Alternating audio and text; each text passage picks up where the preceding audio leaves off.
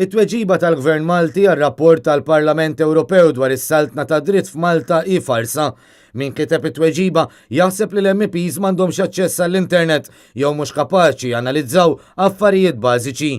Dan qalu l-kap ta' delegazzjoni tal-Partit Nazzjonalista fil-Parlament Ewropew, David Casa, fis-qarrija b'reazzjoni għat-tweġiba li l-Gvern Malti bat lill-Parlament Ewropew dwar ir-rapport dwar is-saltna ta' dritt li ġie ppubblikat kważi xahar ilu. Fost l-oħrajn il-konklużjonijiet ta' dan ir-rapport isejħu għat-tkeċċija tal-Ministru Konrad Mizzi u ta' Chief of Staff tal-Prim Ministru Keith Schembri u biex dawn jiġu investigati.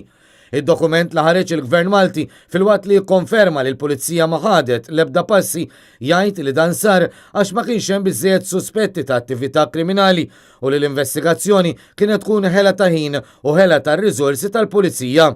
David Casa qal li hu skandalus kif il-Gvern qed jipprova jnaqqas l-importanza tar-rapporti tal-FIAU b'iskuża tal-inkjesti maġisterjali.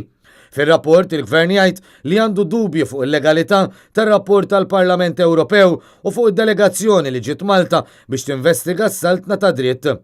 Il-kap tal-Partit Nazzjonalista Adrian Delija aktar kmini din il-ġimgħa wkoll insista li dak li ħareġ mir-rapport tad-delegazzjoni tal-Parlament Ewropew dwar is-saltna ta' dritt trid tiġi indirizzata mingħajr aktar dewmien, partikolarment wara d-dibattitu li sar fil-Parlament Ewropew.